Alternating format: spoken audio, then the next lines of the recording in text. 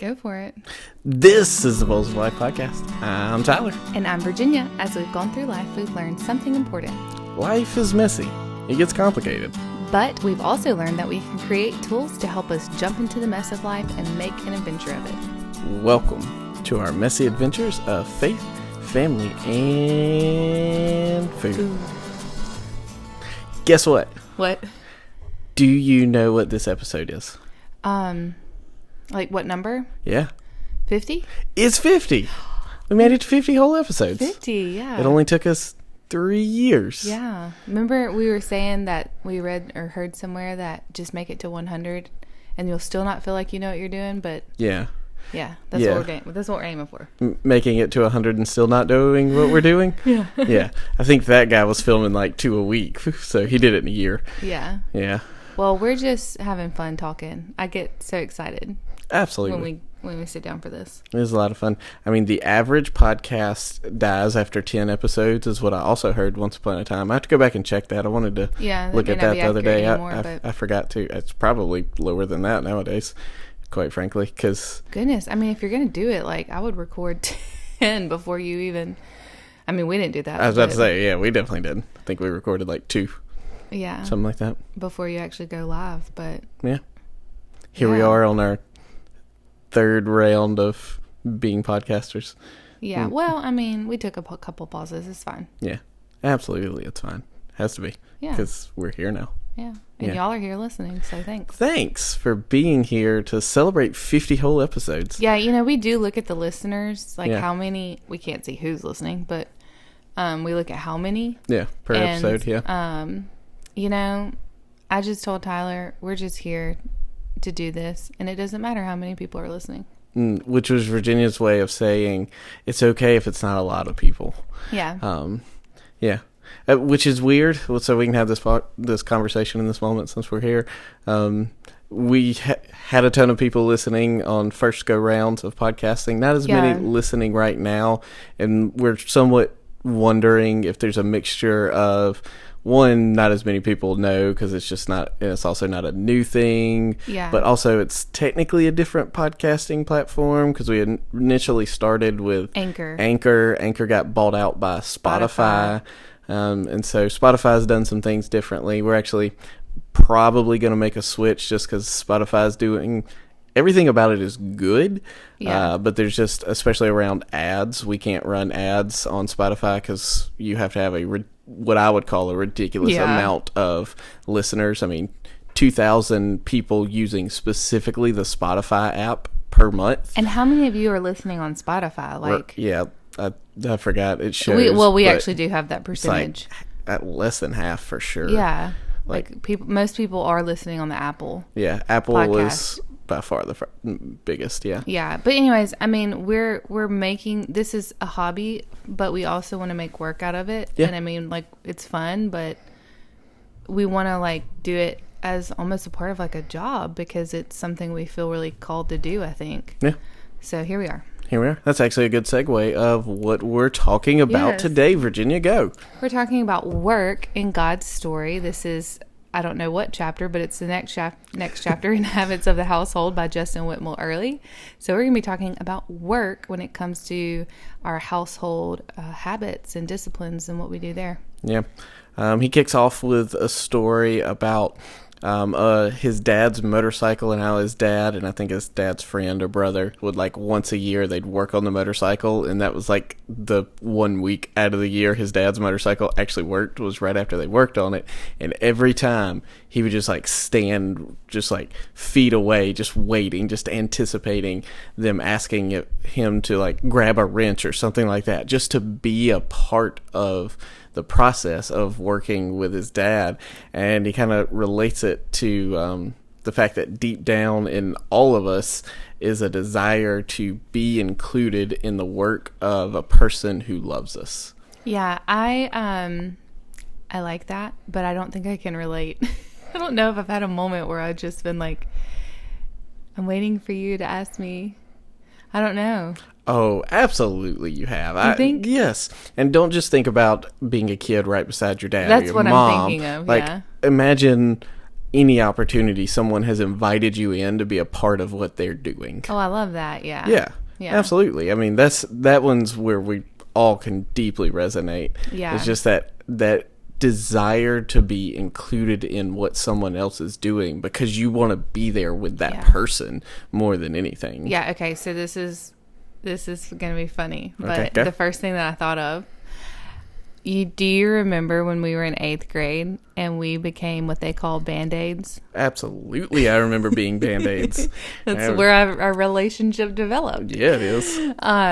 But so Band-Aids were the 8th graders who were not a part of the marching band yet because they weren't in 9th grade, but they would aid the band on Friday nights. Yeah.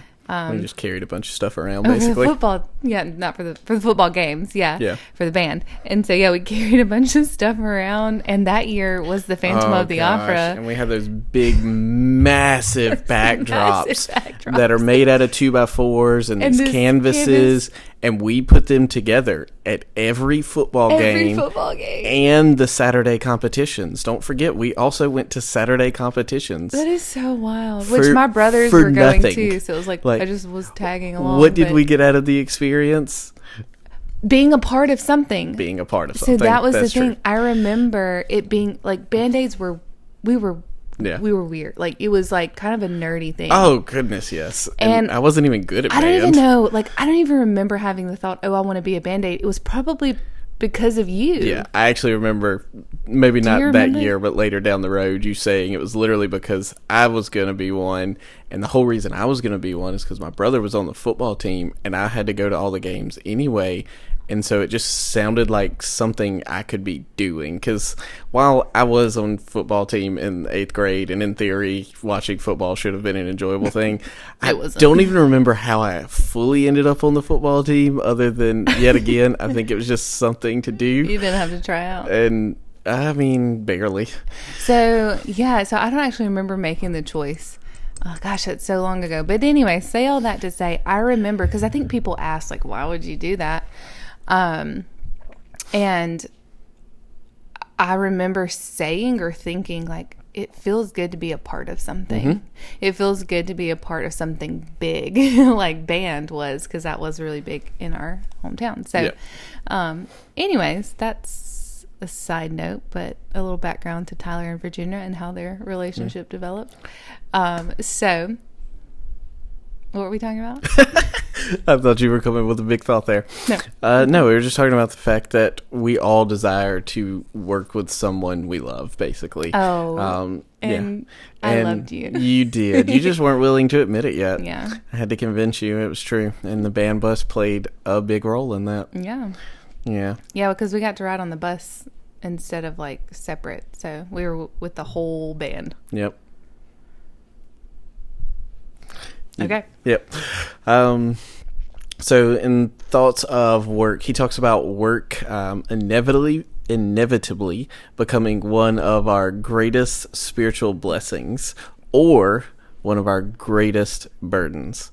And that's how spiritually important work is because it's either going to be one or the other. There's not much middle ground. My dad always said, don't pick a job for the money. Pick something that you will enjoy. And I'm glad he instilled that in you because you married a pastor. So, yeah, I will probably never be on Preachers and Sneakers Instagram because I can't afford any of those sneakers. Sneakers. Okay. Yep, just throwing that out there. Okay, yeah, that's wild. But, yes, I think that it would be nice for it to always be a spiritual blessing, a great spiritual blessing. But I understand sometimes you just got to do the job. Yeah. And it can be a burden, too. Yeah. And I think some of it is just the way we frame it. Yeah, absolutely. Yeah. I mean, very beginning of creation, God invited Adam and Eve into his work. And it was Tim Mackey, I think, on Bible Project, first time I ever really heard this and thought about it this way. But he talked about the fact that when we imagine the perfect world or whatever, we're thinking the whole world is what Eden is described as, but that's not really what the Bible says. It's actually Adam and Eve's job is to take what Eden is, this ideal idyllic place and spread it across the earth. That was their job, was to cultivate in such a way that Multiply. Eden continued to grow across the rest of the earth. And instead, because they chose to eat from the tree of Tov and Ra, of good and bad, that ultimately Eden didn't spread. Yeah. And that totally shook my imagery and idea of what heaven is gonna be. And y'all need to go listen to that podcast. Bible Project is just amazing across the board. But anyways, yes. Yeah. Work is we're meant for work. Yeah. Forever. And because we were created for work before sin, it stands to reason in new creation we will also be working. Yeah. What that work precisely is beyond glorifying, worshiping, I think there will probably still be a level of carrying recreation out to the rest of creation. That makes me kind of excited. Yeah. I mean, not that God didn't already make me excited, but just the thought that we are a part of his work in that we're not just sitting there. Oh yeah, heaven's not just floating on a cloud, staring off into nowhere. Or even the way forever. that some people have described it, and it is somewhat described like this in the Bible too. It's we're going to be singing praises to God the whole time too, but we're not literally just going to be there singing the whole time. I mean, again, we don't have a full picture of what heaven's going to be like, but it's a little bit nicer to think about it as being a part of God's work versus just a minion that's praising him. Yeah.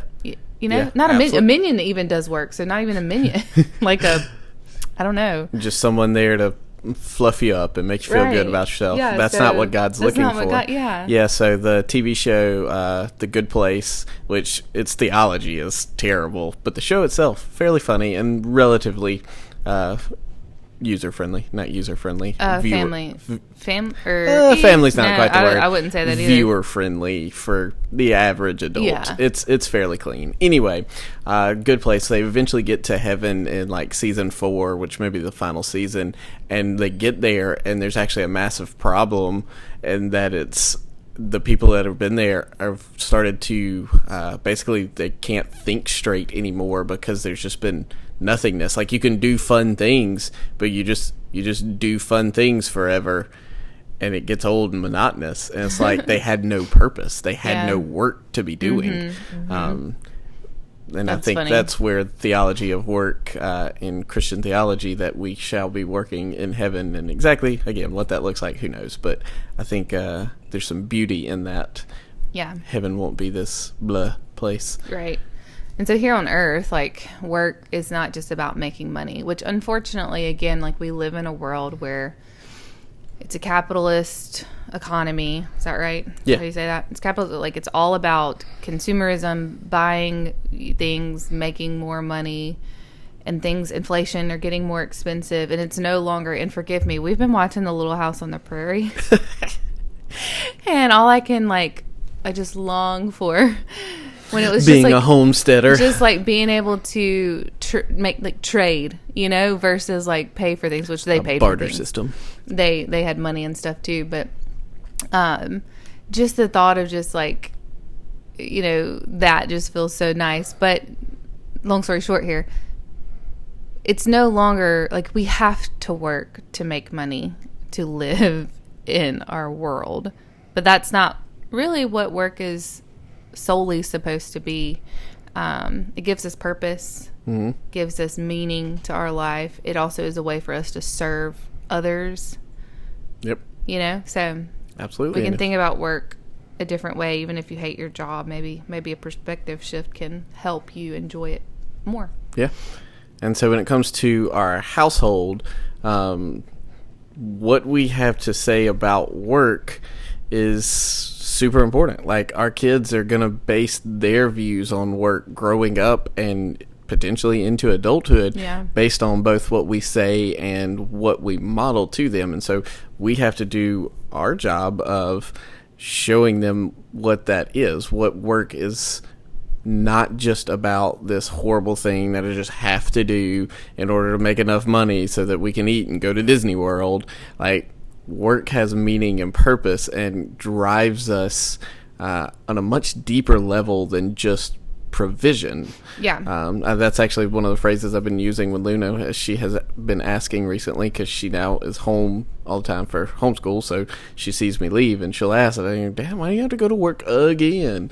And I've just kind of been saying, well, partially, or how have I said it? It helps me I've lost my words now.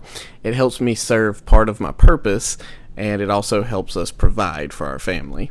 Yeah, I heard you say that. And for me, too, I've been trying to think how to explain to her. She said yesterday, she was like, you go to work every day. And I was like, no, baby, like, I didn't work today. Yep. That was Tuesday. I didn't work. And she was like, going to the doctor is work. Because I had to go to, my little appointment there. And she's like, going to the doctor is work. And I was like, no, okay. No, whatever. That's taking care of yourself. But in her mind, that it was me leaving her. Yes, you not being with her is work to her. So, but trying to explain to her why I have to work, why I want to work, that sort of thing. What work is all about. Yeah. He gave some good ideas on how to talk about it. So yeah. That's what we're going to talk about. Yeah, absolutely. So ultimately, he kind of gives 3 habits to help our kids develop a good theology of work, a good understanding of what work is. And the first one is talking about work, and explaining the theology of work to a kid is hard, and you are absolutely not going to be able to do that in one conversation. It's drip drip. Yeah, it's a drip thing. Let's be honest, how strong of a theology of work do most adults have? 90% of us, we do think of work as, I have to do this. And almost the ideal would be to not work. Yeah. Oh, that's the whole American ideal, is to be able to make enough early in life to then retire and not work for the majority of it. Yeah. That's not. Yeah, that's not even remotely a biblical idea. Yeah. Which is a whole other. That's another conversation. Yeah. But that's the thing, is so we have to get our mindset around it, which is why we started a little bit there with the theology of work. Is a very brief conversation for us, but then we have to have those conversations with our kids, and while they won't understand long drawn out conversations about it, we can model it over their childhood, so that as we're choosing our words wisely, we're able to help reinforce it. So as we're continually speaking about it, we're reinforcing what it is across their childhood, like you said, a drip of helping them understand it. So he kind of talks about being prepared for typical work questions you're going to have. So, like, one they're always going to ask is, why do you have to go to work today? Which is one I get a lot. Yeah, and he reframes all of them with an answer. And to this one, I think it was something along the lines of, I don't have to work, I get to work. I get to work because I can serve people in what I do. I get to... just like God serves people, in the same way that God created, I get to create things through my work. And the other one, I think, was maybe in the same way God helps us, we're able to help others through our work. Yeah. And then another question, what do you do at work? Actually, that may be where those 3 answers came That's where in. those 3 answers. Sorry. Why is I get to go to work because God made us to work. There we go. Thanks. Work is a blessing. Some people don't have a job they like, and some people don't have a job at all. So I'm just reading straight from the book, page 150. So what do you do at work was the things you just said. Help people, create things, serve others.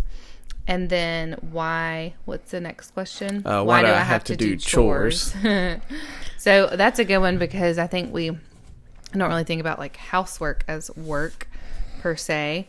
But just like God organized the world, this is what the book says, and made it a good place for us to live, it's our job to keep our house organized so it's a good place for us to live. And that's something, oh man, I feel like as homeowners, whether you're married or not, like, you've got to learn how to work your house so that it is an orderly kind of thing.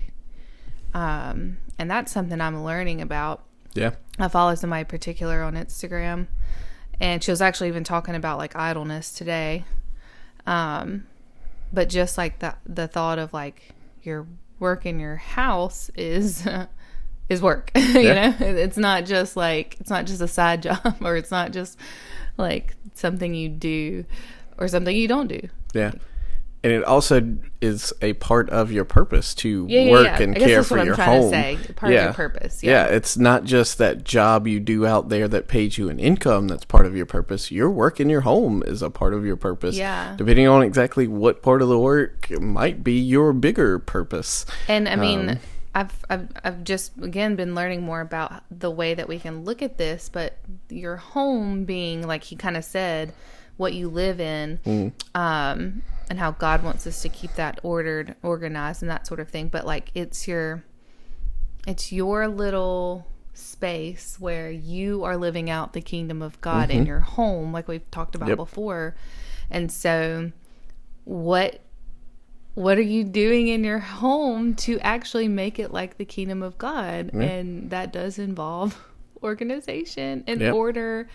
And that doesn't mean your house has to be spotless and there can't be books piled up and things like that. Right. But like there's a level of care. Tending and caring for you're cultivating. Yeah, you're being intentional with your home, and you're not just, I don't know, just like letting things go. This is not a shame, like no shame kind of thing. It's just a thing that you do like to take care. Yeah. Just like we choose to take care of ourselves. Yep.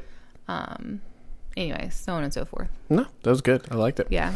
There are also seasons of work where it's harder for various reasons. One of them might just be the simple fact that you're unemployed and your kids may have questions about that. Yeah. And his response was along the lines of, well, I don't have a job right now, but God created me with a purpose, and I am unable to use this part of who God created me to be in a role, a job, a purpose.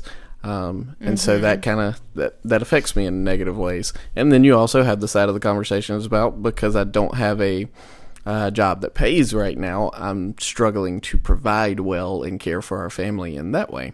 And like it, this is making me sad. Yeah. Because I can't use my job.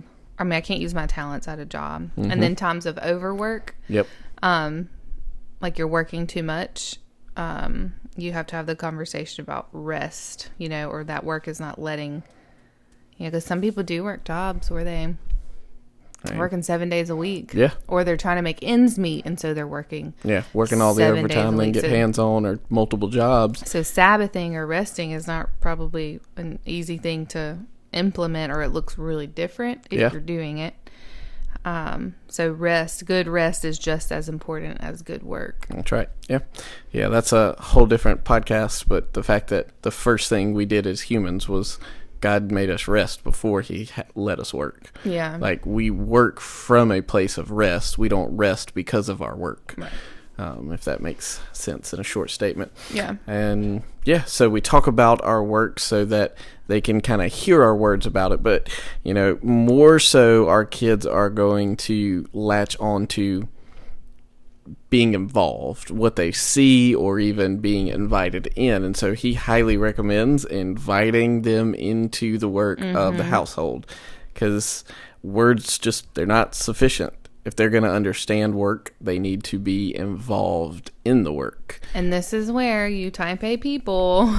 Yes. Or if you're rushing because you just want to get it done. Or because that's literally the only amount of margin you had to get it done. Yeah. That may mean you've got to start budgeting for more time for these things so that our kids can be involved as much as possible. Maybe not every single time you do the thing, but as much as possible, they're able to be a part of the process. Yeah, I think that, again, this is another thing I'm learning how to do, like not always picking up after them. Ugh, which I don't do. No, that's my problem, let's be honest. I'm the one who's picking up after them, going, oh, gotta clean it up. Oh, gotta clean it up because it's bothering me, when in truth, I need to make them pause and pick it up. So I've been doing that with the dishes after we eat. And I'm trying to do it like immediately, but there are times where we leave the food because we're saving it for later. Though sometimes that's becoming an excuse to not take my plate now. Yes, and that's why I've been following it up with, okay, well, you can save it for later, but it's either now or later that you are going to take this plate. Right. So we make sure that the plate gets taken at some point. But even like Ezra wanted to go play outside, and I was like, no, buddy, like you've got to take your plate to the sink. And like, it's 2 steps for me. I probably could have grabbed the plate and tossed it to the sink. It's a silicone plate. Right, like I could have made it. But it's that part of me that I'm like, okay, no, like I've got to teach my child how to do this. And even tonight I was talking to him like a caveman because he was just wild. And I was like, food, trash, plate, sink. Food, trash, plate, sink. And he got it. He got it. And he was over there slapping the plate in the trash can, trying to get on. There was one mac and cheese noodle. It was stuck. Noodle he could not get off. And I was like, okay, buddy, you got it. You can take it to the sink now. And he's just steadily No, I got to get the food in the trash. Mom said, food trash. And so I was like, well, here, let me help. And I scraped it off. When I had told Luna, she had like 3 or 4 left. And I was like, good enough. And then I went, wait, no. And I remember that book we read in honors where the kid was taught to do it right the first time so you don't have to do it again. I don't remember that at all. I will never forget that quote because I was like, man, that would have been probably nice to have been taught. But so then I was like, wait, Luna, I was like, actually, let's go ahead and scrape all the food off so that it's easy to clean when it's time to clean it.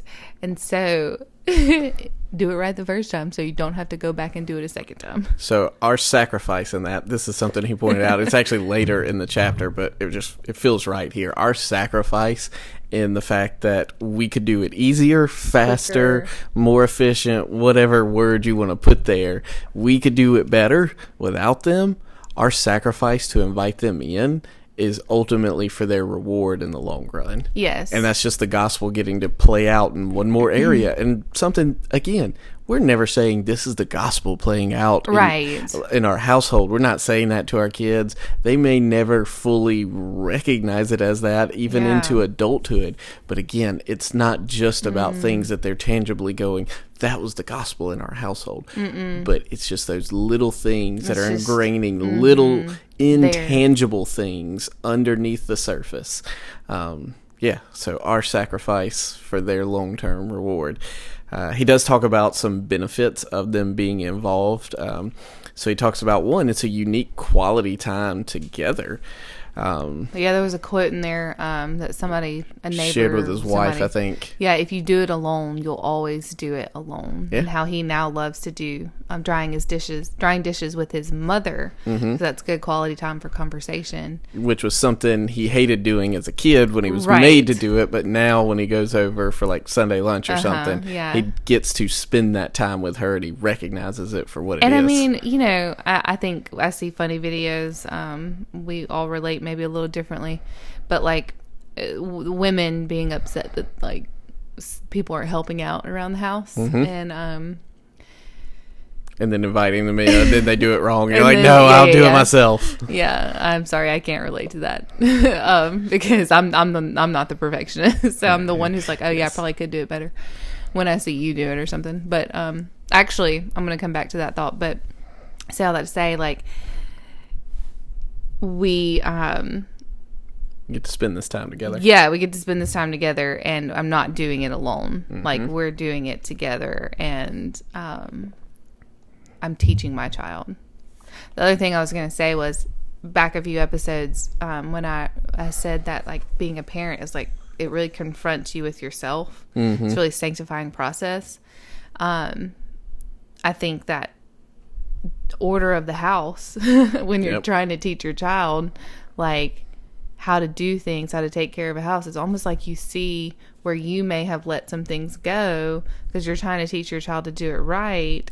So that was my thought, like with the good enough on the plate. I was like, wait, no, like it doesn't need to be perfect, but like doesn't like good enough. Like we could do it better. Yeah, when there's just a little more effort out of them. Yeah. Versus you having to turn around and do that same thing later that evening. Yeah. Whereas like, I don't know, it's like if I'm going to teach my child to clean up after themselves, like we have to clean up. I have to do it too. Like I have 3 pairs of shoes sitting right back here because I have a hard time getting my shoes back to the closet. You and your shoes. Because I take them off wherever I am. You do. But then we look around, we're like, oh, Luna's shoes are all around too. Wonder why. Because that's what mom's shoes are. Yeah, anyway, it's just funny. No, that's real.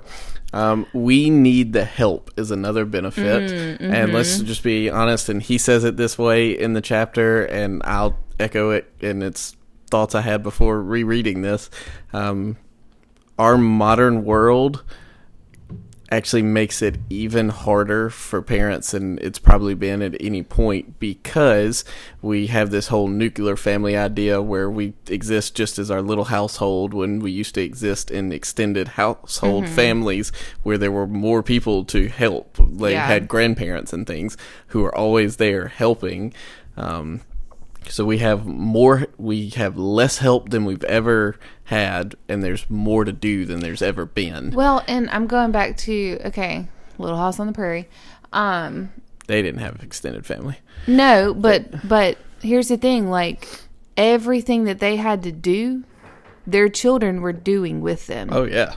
Like these are true stories. Laura Ingalls, Wilder, like she wrote these stories, and she talked about how her mom had specific chores for each day, turning butter on Thursdays. I can't remember all of them, like washing on Monday, whatever, so on and so forth. And they had a farm and all that kind of stuff. Their kids were doing it all with them from a very young age, and obviously that was late 1800s, but today, all we want to do is like pacify our kids so that they're not getting in the way, or that of they're us doing a thing. Or because we want them to be happy. We don't want them to have to work. Like, they're gonna have to work the rest of their lives, which I sometimes feel that way too. Like they're gonna have to work the rest of their lives. My mom kind of was like that. She, it was just like to gift our children to just be able to have fun and play and be happy and not have to do work. Like that sounds great. To just be a kid, as the phrase goes. Just be a kid, and that's those. There are levels to that, and I'm not saying work your child like a So you sacrifice the feelings. You sacrifice the all the things that you said earlier. I'm sorry, I'm forgetting connection, them. time, ability to do it better. Yeah, lots of stuff. Yeah. You sacrifice those so that they can. They are also designed to work. Yeah. At this age, obviously there's infants and toddlers, to some extent, but like there's also age appropriate work that they're designed for. Carrying a plate to the trash and then to the sink is like age appropriate for Ezra, who's 2. He is capable of doing that job at 2. Yeah. And so they're designed for it. We are actually robbing them when we don't enable them to fulfill that side of what they were designed to do. Yeah. We're not enabling them to be happy. We're enabling them to be trying to fill a void with something like a screen, when what they really need is to fulfill a purpose and mark achievement. And there's a whole thing with video games there, and the fact that much of our world, myself included, can get caught up in I've achieved a thing in a game, when really what did you achieve? It's a whole rabbit trail. Next one teaches the sanctification of a job done, or not sanctification, the satisfaction. Sanctification somewhere else. Anyway, teaches the satisfaction of getting a job done, which again is that achievement thing we were literally just saying. Like, don't rob them of that. Teaches them the rhythms of order.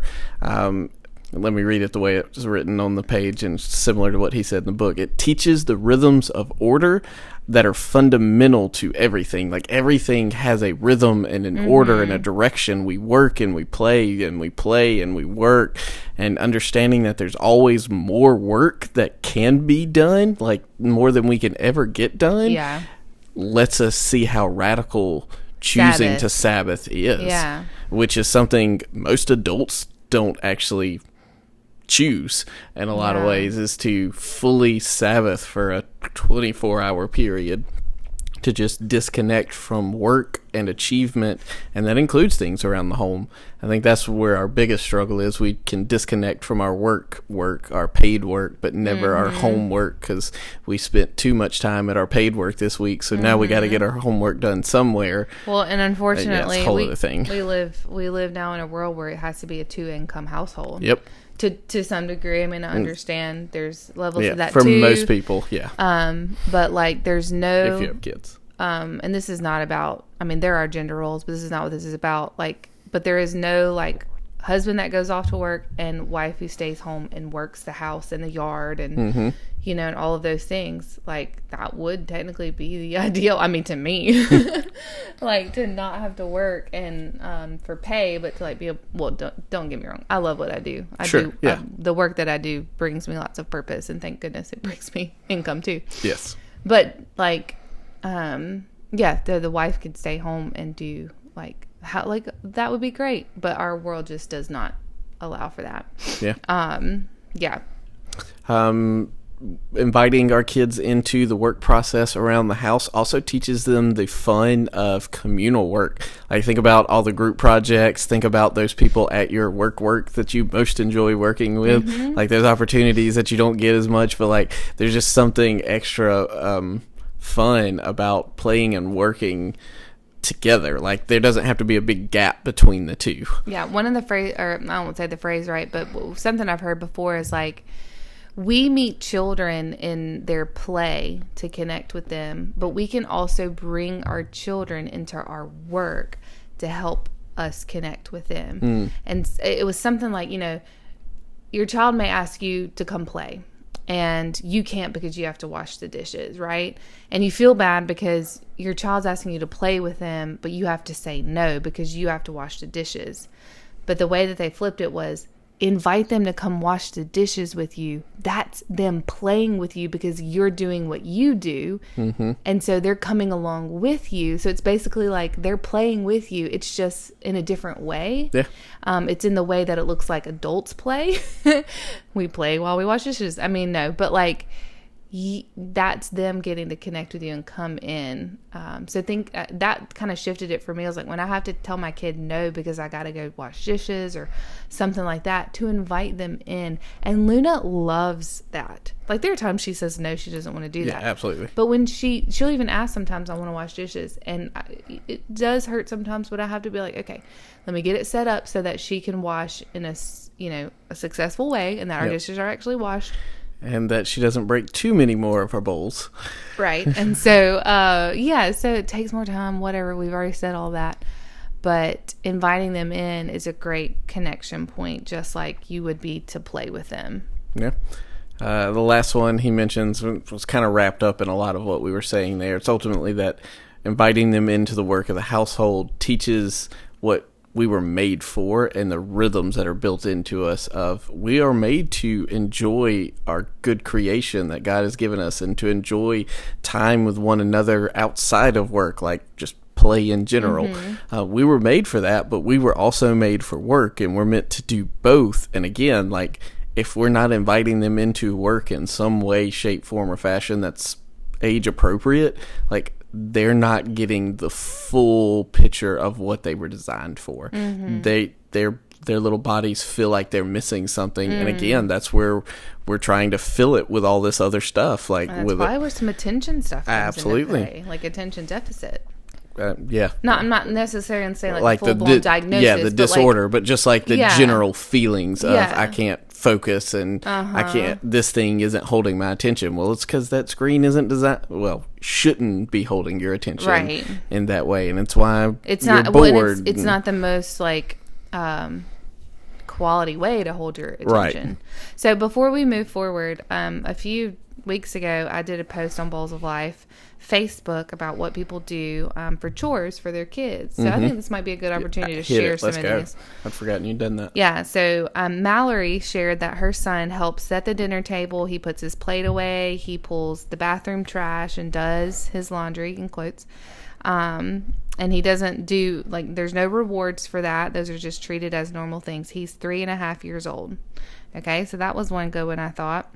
I'll try not to share all of them, but that had a few good ones. I got to get back to my other pages. Most people commented on my personal post and not the Bowls of Life post. Here it is. Okay. Well, Elisa, she said that when her kids were little, she gave them a basket. They started at one spot in the house, follow the wall, always turning right and picking up anything that was theirs along the way. And eventually they made it back to the starting point and all their scattered messes were picked up. And she liked her kids liked the story of how that's how UPS drivers are efficient. They always turn to the right. Is that a thing? Did I just learn something right now? Yeah. So is that how that works? I'm gonna have to Google that later. Yeah, and she said her kids never complained about it. Didn't feel like a chore to them. Donna, her kids had a toy room, and floors usually full of toys. So she would put on a record. I love that.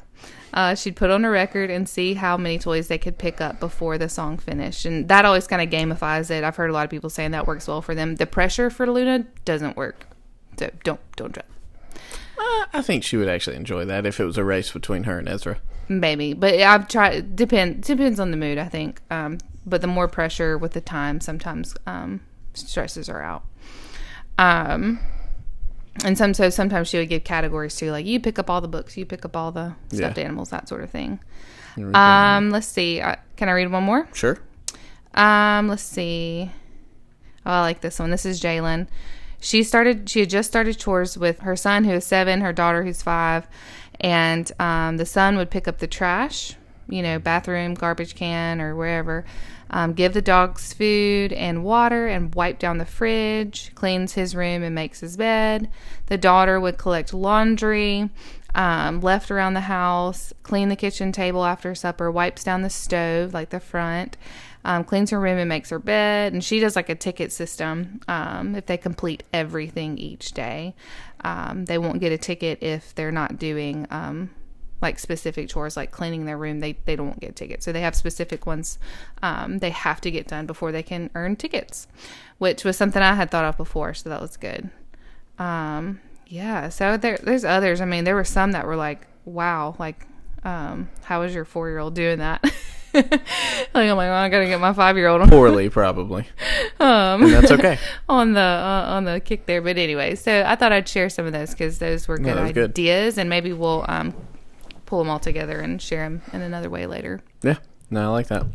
The third habit he gives is letting your kids see the work done outside the home, because it's going to be hard, especially younger kids, for them to imagine what it is you actually do. Like, I would love to know what Luna thinks I do during the week. She has some concept of what Sunday looks like, sort of, and that's that's a big sort of, but she has no idea what I do during the week. I remember when she was still going to daycare and I was staying home to work, you're taking the kids out and I'm leaving. Yep. I mean, you're taking the kids out and I'm staying. And I remember one day, like recently, over the summer, I think it was, she said something along the lines of what she thought I did for work. And it was basically like you do laundry, and like she just thought I like just was here taking care of the house. And sending them off to daycare. I was like, no, actually, I'm helping people and I'm seeing them face to face. And I was like, I've never explained my job to her. Yeah. So it was funny because it was just like, yeah.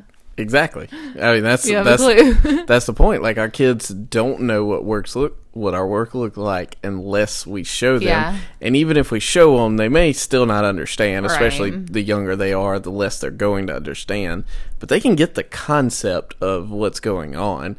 Like, as they see you work, Justin talks about going to work with his dad as a kid, and now getting to do the same with his kids, and just the fact that they can see the joy and the satisfaction that you're getting from your job. Like, he got to watch his dad was a senator and a lawyer, and so he got to sit in a senator office and watch his dad interact with all of these people, and just the way his dad lit up at what he got to do. Yeah. So he could always tell, like, There's probably Dad a sense enjoys that. That sense of pride because you're showing your child. I'm sure there's more of that there. Oh, absolutely. Yeah. They can also see the necessity of your job even when it's hard. Yeah. Because, like, there are absolutely hard parts of your job, but because they now understand what you're doing, and you've even answered some of those questions previously of like, hey, I'm serving people by doing this, I'm helping whatever, they can see the necessity of it even if it's hard, and they get the concept of, hey, we do hard things. Yes. Which is a liturgy, whatever you want to call it, that we berate you Luna with. Hard things. Bless her bones. Yeah. She's a gentle soul. But yeah, so they can understand that we do hard things. You can also see the sacrifice of doing the work for your family, for the people you're serving when you work, even when it's maybe not your dream job.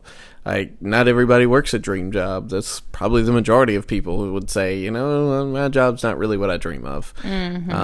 But they can see the sacrifice that you're putting in to serve people in the way you're working, but also to provide for your family. Because again, like, that's part of the answer to what am I doing. If it's a paid thing, I'm providing for my family. Yeah. And so they catch glimpses of that. Again, could they word it all that way? No. But it's ingraining something in them that it'll be years before they could ever verbalize, and that's okay. That's part of the process. It's You're not trying to teach them the theology of work this week. You're teaching them theology of work across the 18 years they live in your house. Okay, I have a question, because I was wondering this recently. Like, in our home is where we feel safest with our our family, and that's probably where we do the most venting, aka grumbling and complaining. Hey. So, which the Bible tells us not to do that. And so how do we safely and rightly talk about things without complaining about it when it's something hard or something that bad that happened or something that you were wronged by? I'm genuinely asking, like, let's talk about that, because I don't want my children, which I don't really complain in front of the children necessarily, but like even to you about like how the day went or something like that. Like you're my safe person. I'm gonna voice these things to you. Or I can think about many people who come home from a hard day and they want to talk about it with their family or with their spouse and their kids are present. How do we do this in a good way that their kids don't just hear like, oh, work is bad, it's not good, people are terrible? You know what I'm saying? Yeah, absolutely. So this is off the cuff, but I was thinking of it as you were elaborating your question. One, I think it's how we frame it on the front end. Yeah. Actually, it's how we frame it on both ends. But on the front end, like naming, hey, I was frustrated today because this happened. Or, hey, today was just a garbage day because this happened. So we frame like what we were feeling and why we felt that way. I think the tone we use as we talk about it, like, it's okay to be frustrated and to have a frustrated emotion. But if we're operating at scale of 1 to 10, we're on a 10 in the way we're talking about this, like, it better have been like life or death. If it was just a thing that made your day suck today and really by next week it won't matter, that, like, it can't be a 10 in that conversation, especially as kids are present. Like, it's just reframing, hey, like, this sucked and it made today garbage. That's the phrase I'm going to keep going with, apparently. Or just like that was hard. Yeah, it was hard. And I use the phrase I'm having a hard time, or we're having a hard time, or he's having a hard time. A lot. Yeah, absolutely. And then I think the back end frame is, especially with something like work, it's going at, like, today, thinking about today, my side thing with the social stuff I handle for Church Planning Network. I put together a program for an upcoming conference, and somebody else was handling getting it to somebody to get it printed, and there was a miscommunication. It was just shot back a miscommunication about a typo, really. The way it needed to be formatted, and the formatting ratio was weird, and so I did it the way that made sense based on what I initially got, but then was told, no, it's got to be the way you were told to do it, and so I did it that way, but I did manage to push back just enough to go, hey, I don't think that's right. And so that guy went back and talked to the people he was talking with and finally sorted out, hey, turns out it was just a miscommunication. This is the way it needs to be. And so, like, and it was a low frustration thing, but there's just that mild amount of like, hey, I'm pretty sure this is what he's asking for. But when I give it to him this way, he's not accepting it because he's misunderstanding. And so it's just a little bit of a frustration. I was like, but ultimately, like, it's okay. It's not a big deal. So I'm not going to operate at a 10 when I talk about that. Yeah. I'm going to say what I was feeling in that moment was just like mild frustration. It wasn't even that big of a deal. And then you didn't sound frustrated to me. Okay, it was just more like, I had to deal with this happened. Yeah. And then on the back end, it's like, but ultimately, we got it done. It's got to the printer. They're going to get it printed, and it's going to be a part of the conference, and it's going to serve the church planters that are there and help them better connect in, so that they're better connected to God ultimately as planters, and man, they're going to be better able to serve the communities they plant in. So while it was frustrating, it's going to serve a bigger purpose, and so it's okay that it was frustrating. Works hard sometimes. Yeah, and I mean, to use your example, which again, I didn't think you seemed frustrated about that. It was just like I had to deal with this kind of thing. And so I'll say, is because I was very mindful as it was happening today. I knew I would tell you about it because it's part of my day, and got to tell you about my day, right? Of thinking like, hey, don't blow this out of proportion. Like, you weren't overly emotional as it was happening, so don't tell it as this big, you were frustrated story. Because I can do that, because I'm dramatic when I tell stories sometimes. Why were you thinking that? Because I can do that sometimes. I'll blow things out of proportion. Of like make... Yeah, it's just like awareness. Don't make this more than it is when you tell it, because it's not. You were really thinking ahead. Because it's not right now. Yeah. It's something I've noticed in myself, and that's why I was thinking about it. I got you. So, the other thing I was going to say was you did not like talk poorly about anyone or anything. Oh yeah, no one. It was just miscommunication. Right. So happens. I think that's like, and when we're thinking, answer my question of like, when you're talking about hard things, like, don't blow it out of proportion. Don't make it more of a thing than it really was in the moment, like you were saying you were trying not to do. I think that's good. But also just don't, like, slander is part of that. Don't slander your children when you are talking about that you had a hard day. Yeah. Don't slander your coworkers when you're talking about having a hard day. Don't slander your boss or your job. I mean, even your job, I would say don't slander it. Yeah. Slander. That's a fun word to say over and over again. But anyways, where this came from was hearing, Little House on the Prairie. Hey, it's an active part of your life right now. It's a part of my life right now. And I love it so much. I'm so glad my kids... Y'all are reading the books. I'm so glad and so my kids you started watching love the show because you remember liking the show. I love it. And you still do. But anyways, Laura recited an essay about her mother and said something about, her mother does all this hard work, cares for them, et cetera, and like never complains. And I was like, ooh, can that be said about me? I don't think it can. And so it's like, okay, how do I talk about things without complaining about them? I don't know that you complain about things in front of our kids about. But even to you, there's a level of, again, venting in fresh, safe places that is to be expected, especially between spouses. Like, I'm not. Well, don't make it sound like there's never an opportunity. I know it's a TV, but it's like going from like it. Are you talking about it so that you are processing it and learning through it and trying to do better the next time versus like stuffing it down and not talking about it, and you come across as this perfectly uncomplaining person, right? You know. And so with that in mind, you want to have some negative conversations about it in front of your kids so that they get a realistic view.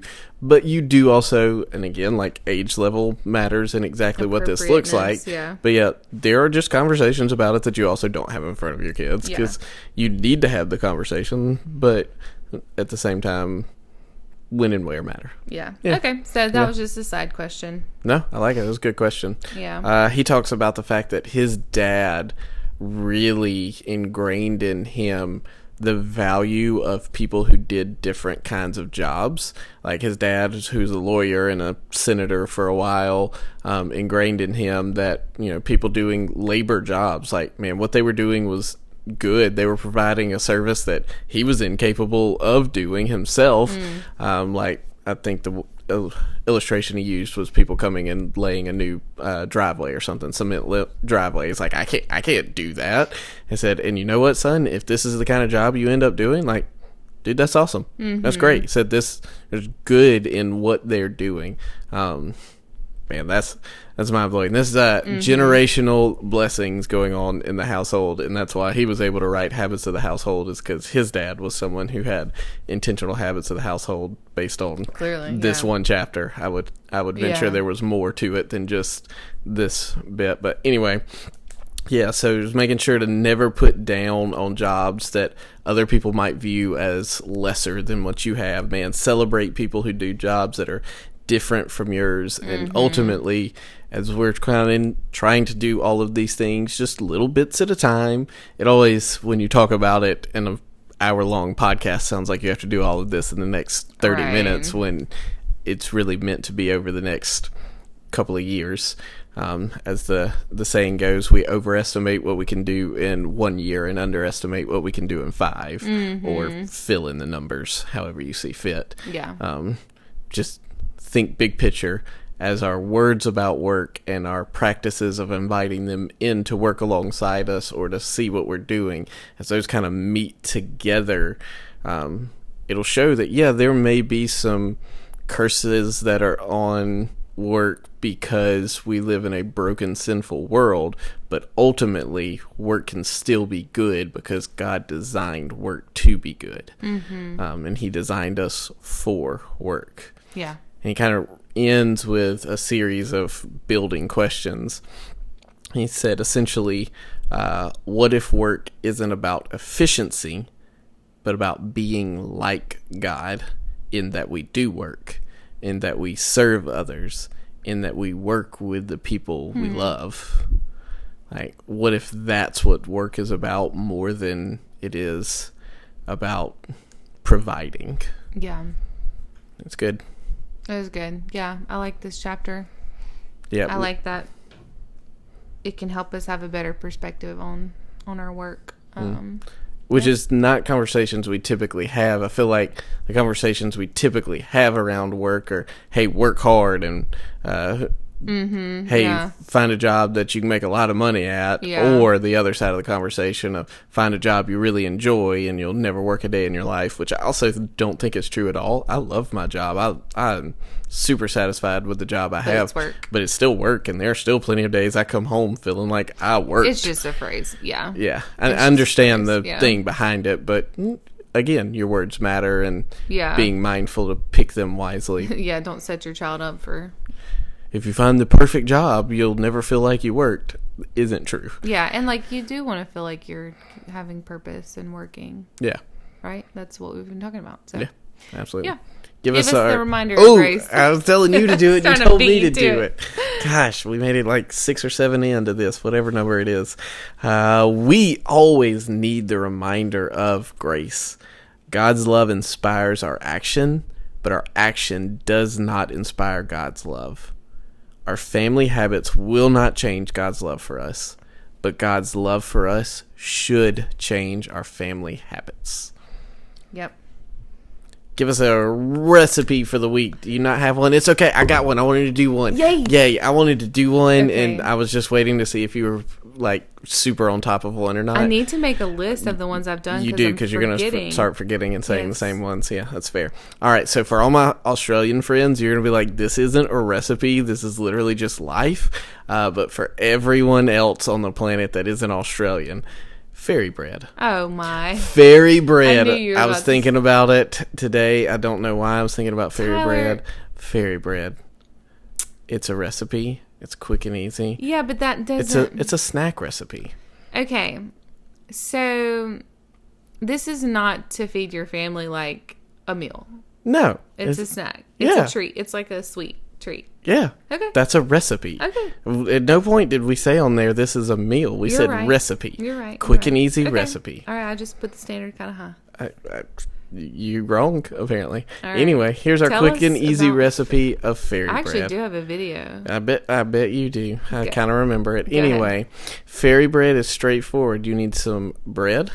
You butter that fairy bread, and then you get all the hundreds and thousands, which in English is rainbow sprinkles. Which is in English. Yeah, real English. In American Okay, English. First of all, Australians, let's be honest, you guys. Y'all speak some English and you speak a lot of gibberish.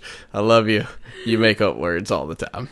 Anyway, yeah, and you just sprinkle all the sprinkles on there. Toss it in the oven for just a minute to let it get nice and warm and soft from that butter, and you pull it back out. Do you toast it? Yeah. Well, you can. It's I don't think you toast it. Do you not? No, it's cold. Is it cold one? Yes. Oh, I thought you... If you toast it, I feel like the sprinkles would melt. That's probably true. I am pretty sure you don't toast it. Okay. There you go. Well, that proves how long it's been, 7 years since we've had fairy bread. Yeah, 8 years. So it's literally just rainbow sprinkles on butter bread. Yep. And the crunch is like a kitty litter sandwich. It's weird. Name that reference. But man, it is delicious. Yeah. Little Rascals, obviously. That's not even a question. Yeah. Quick and easy recipe that your kids will love. I've been wanting to do this for Luna because I feel like she really will love it. So if you need a cultural... This is an invite your kids in to do the work recipe. Absolutely. You're welcome. I made it work for the episode. Love it. Yes. But if you need a cultural recipe, fairy bread. Fairy bread, man. I have a video. I'm going to get it and share it on Bowls of Life when this airs. You should. Because I thought it was fun when we were doing it in Australia. So I don't know if anyone else does this other than Australians. Yeah, I don't. Yeah, it's a weird thing. I think it did end up on an episode of Bluey, so if you have kids watching Bluey, you may be familiar. Oh, if it did, yeah. Yeah, I think it did. But I don't remember that. But hey, thanks for being here on our podcast. Here's what you can do for us today. You can give us a like, a rating, or a review. You can subscribe. You can share the podcast. Any of those things. We greatly appreciate it. On Spotify, you can drop comments. One listener has been commenting on many of our recent episodes, and we comment back. I love that, yeah. Yes. You can also head to our website, bowlsoflife.com, to check out all the resources designed to help you make an adventure of faith, family, and food. And while you're there, you can also consider becoming a supporter of Bowls of Life. You can give a one-time gift, or you can become a monthly supporter. Working on getting that supporter page up. Probably need to try and finish that within the next week. Actually, by the time this airs, it may be already up. Yeah. So thanks for joining us on this journey of messy adventures in faith, family, and food. No interruptions. None. We did it. High five. High five. We're going to leave that in for you guys.